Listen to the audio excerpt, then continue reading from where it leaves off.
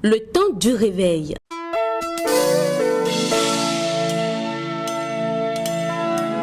Une émission du pasteur Gouli Serge de la Côte d'Ivoire. Tu peux faire ce que tu veux. Toi qui m'écoutes, personne ne te voit. Mais l'heure de la repentance est arrivée. L'heure de changer de vie est arrivée. L'heure de revenir à Dieu est arrivée. L'heure de craindre Dieu est arrivée. Le temps du réveil, l'émission qui vous éclaire à travers des thèmes poignants, des thèmes qui vous aident à approfondir vos connaissances sur le royaume des cieux. Un démon t'attaque, tu pleures en priant. Pourquoi? Nous sommes une puissance. Tu es une puissance. Tu n'as pas besoin de la protection d'un pasteur, d'un prophète, d'un évangéliste. Tu as besoin de la protection de Jésus. Et comme Jésus habite en toi, tu as la protection de Dieu déjà. Le temps du réveil, c'est sur Évangélique TV tous les mercredis à 20h. Le temps du réveil, une émission qui vous révèle les choses cachées que vous devez savoir.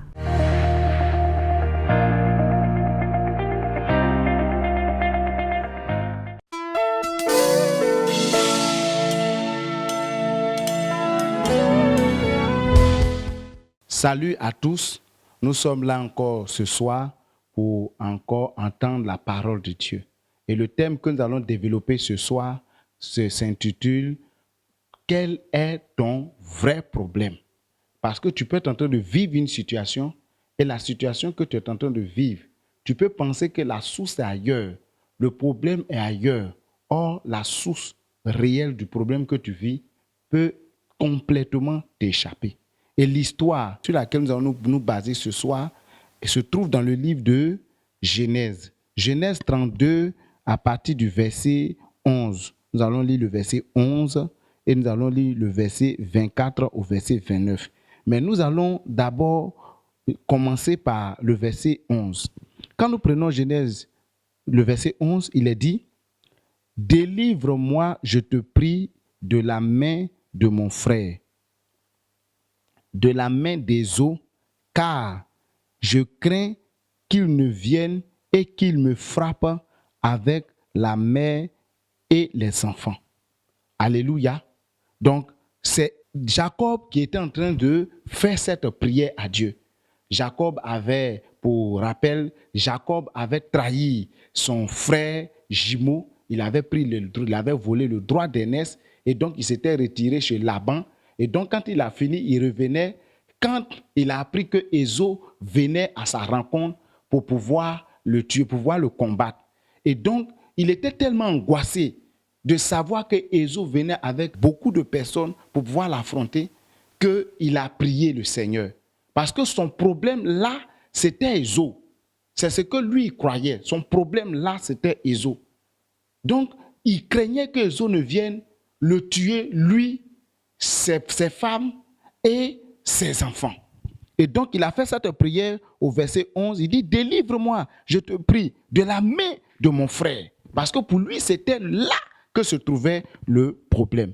Mais quand nous venons au verset 24, nous découvrons quelque chose. Le verset 24 nous dit, Jacob demeura seul et alors un homme lutta avec lui jusqu'au lever de l'aurore.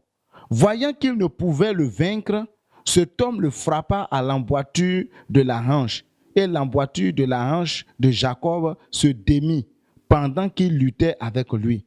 Il dit, « Laisse-moi aller, car l'aurore se lève. » Et Jacob répondit, « Je ne te laisserai point aller, que tu ne m'aies béni. » Il lui dit, « Quel est ton nom ?» Et il répondit, « Jacob. » Il dit encore, « Ton nom ne sera plus Jacob, mais tu seras appelé Israël, car tu as lutté avec Dieu et avec les hommes, et tu as été vainqueur. » Jacob l'interrogea en disant, « Fais-moi, je te prie, connaître ton nom. » Il répondit, « Pourquoi demandes-tu mon nom ?» Et il le bénit là. Alléluia. Donc cette merveille, nous voyons au verset 11, Jacob qui prie pour que Dieu le délivre d'Ésaü, son frère. Et la Bible dit que, à partir du verset 24, que un homme est venu lutter avec Jacob. Et pendant que Jacob était en train de lutter avec cet homme, Jacob a tenu jusqu'au matin. Et pendant que le matin arrivait, cet homme voulait partir. Cet homme qui était un ange voulait partir. Et Jacob l'empêchait de partir. Et Jacob demandait d'être béni. Je suis sûr que quand Jacob demandait d'être béni, il s'attendait à ce que cet ange-là lui dise que je t'apprends que Ésaü est mort. Parce que pour Jacob, son problème c'était Ésaü. Ce n'était rien que Ésaü. C'est Ésaü qu'il redoutait. C'est Ésaü qu'il craignait. Mais l'ange, par sa question, va lui démontrer que son vrai problème n'était pas Ésaü. Son vrai problème était son nom. Au lieu que l'ange lui annonce que Ésaü était mort, l'ange va plutôt lui demander quel est ton nom. Je suis sûr qu'il était surpris.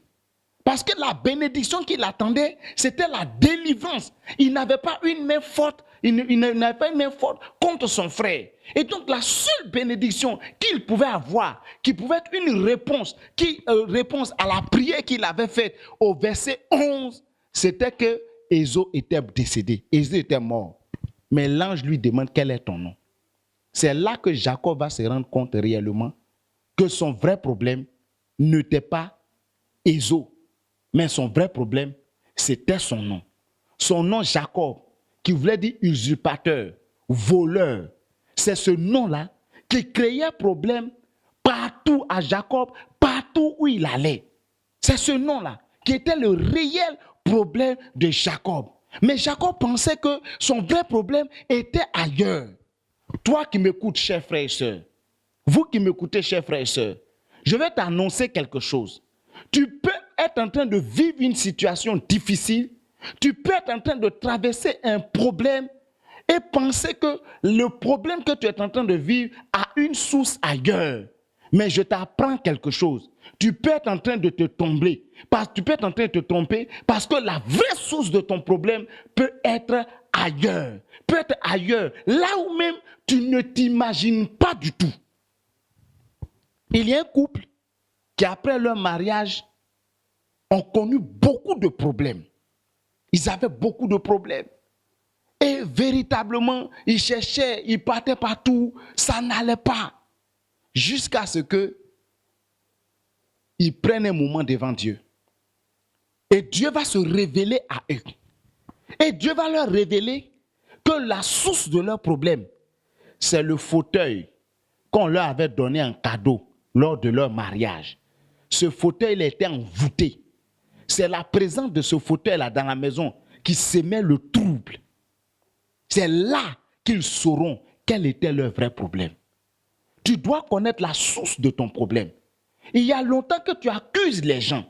Il y a longtemps que tu accuses les sorciers, que tu accuses tes parents. Mais est-ce que tu t'es assis pour te demander, pour réviser ta vie et pour te rendre compte du vrai problème dans lequel toi-même tu t'es mis? Parce que le problème que tu es en train de vivre peut être quelque chose dans lequel toi-même tu t'es mis. Et tout à l'heure, je vais rendre des témoignages pour que tu puisses comprendre que toi-même tu peux être à la base de ton problème. Tu as certainement un problème d'enfantement. Tu dois prier pour que Dieu te révèle qu'est-ce qu'il fait, qu'est-ce qui met blocage. Parce que Dieu dit que la stérile enfantera 7 fois. Et tu as prié, tu as jeûné, tu as fait même des sacrifices. On t'a tout demandé, tu as tout fait. Ton problème là, ce n'est pas les sacrifices. Ton problème, ce n'est pas les offrandes. Ton problème peut être simplement le fait que dans ta jeunesse, tu méprisais les enfants. Tu maltraitais les enfants. Et tu dois te repentir pour que Dieu t'accorde sa grâce. Tu as certainement posé une action. Et cette action-là, aujourd'hui, est en train de jouer sur ta vie.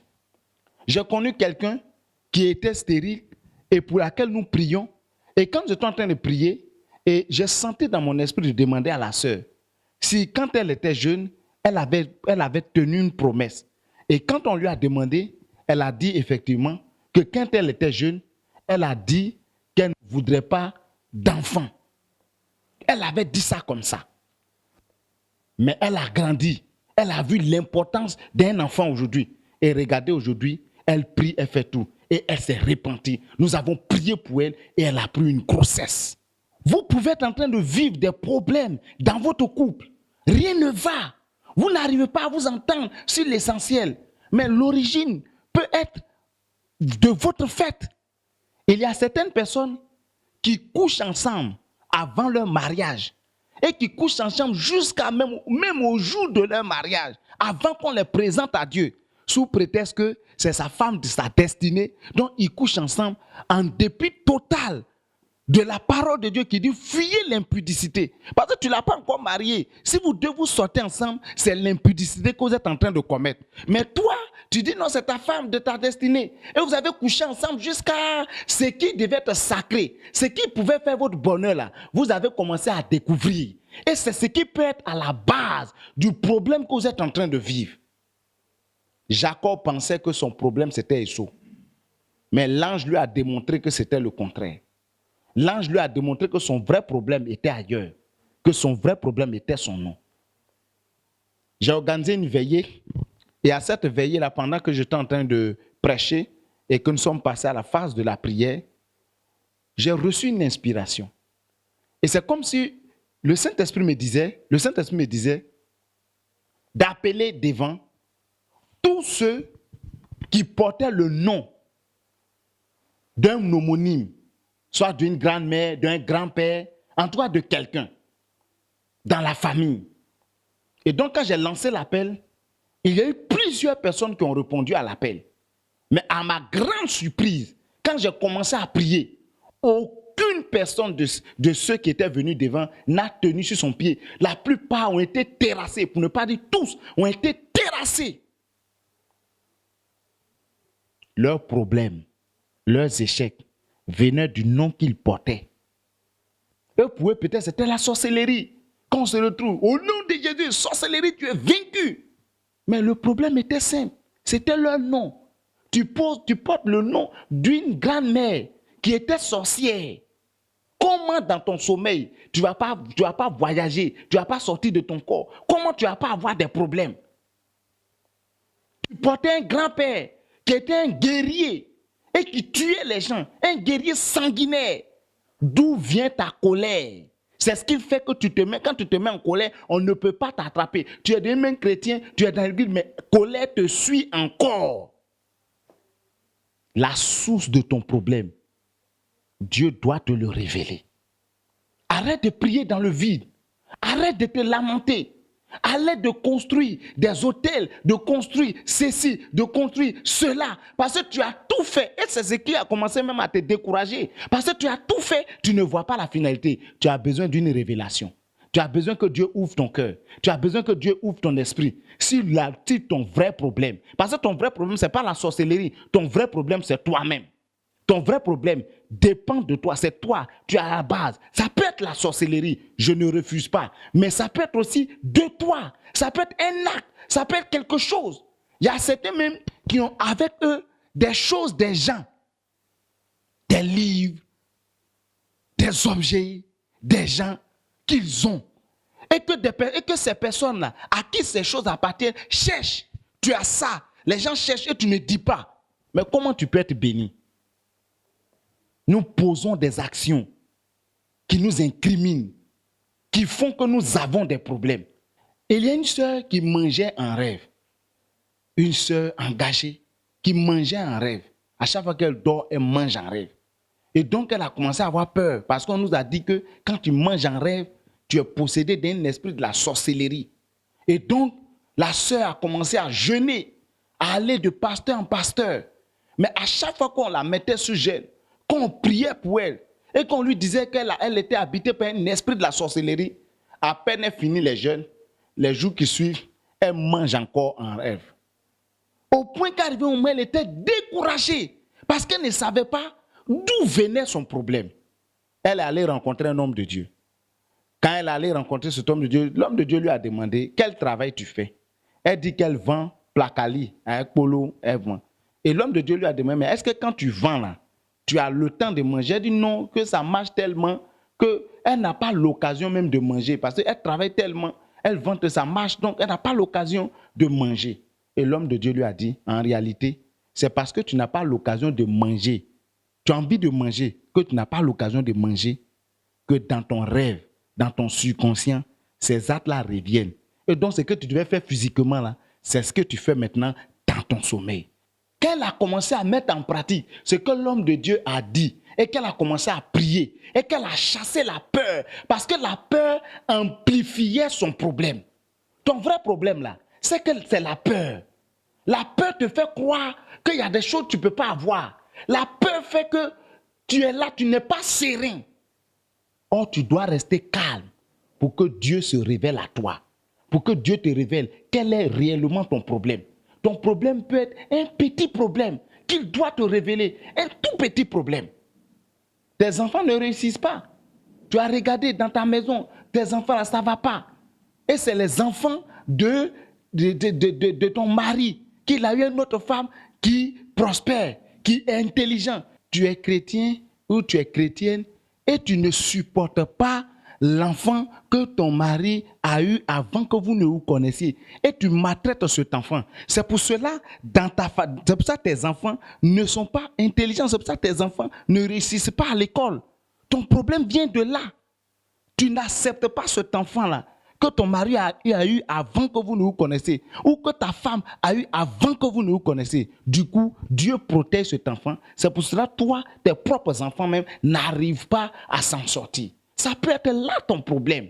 Ton problème, ce n'est pas la sorcellerie. Ton problème, ce n'est pas que tes enfants sont bêtes. Ton problème, ce n'est pas que ça. Il suffit seulement de régler ce problème, d'aimer cet enfant qui est chez toi. Il suffit d'aimer seulement cet enfant et tu vas voir que tout va rentrer en ordre. Tes enfants vont commencer à briller parce que tu as pris cet enfant-là comme ton enfant. Souvent, nous avons des problèmes. Et les problèmes que nous avons, la résolution est simple. Mais nous allons chercher loin. Sache que ton vrai problème, comme Jacob, qui ne connaissait pas son vrai problème, dans le livre de Proverbes 29, le verset 18, il est écrit « Quand il n'y a pas de révélation, le peuple est sans frein.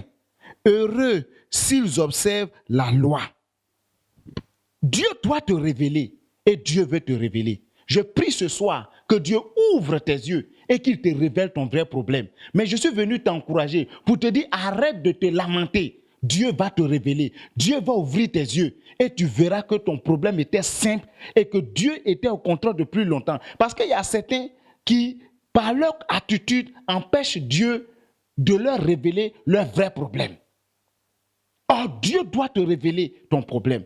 Tu dois chercher la face de Dieu dans la prière, dans le jeûne. Et tu vas voir, quand Dieu va te révéler sa vie, quand Dieu va te révéler ton problème, tu vas voir que tout va commencer à couler et la grâce de Dieu va se répandre sur toi. Vraiment, que Dieu te bénisse et que la grâce de Dieu soit sur toi, que la vie de Dieu t'inonde et que véritablement tout ce qui faisait obstacle à toutes les révélations que tu dois avoir, que ces obstacles-là tombent au nom de Jésus. Et si tu viens d'un péché, va te repentir et tu verras la gloire et la manifestation de Dieu dans ta vie. Que Dieu te bénisse.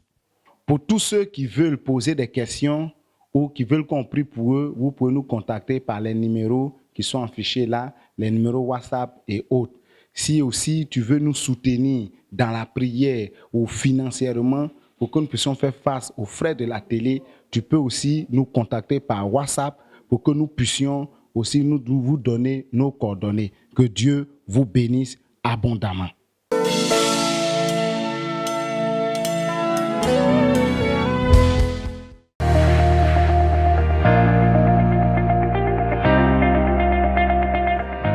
Le temps du réveil.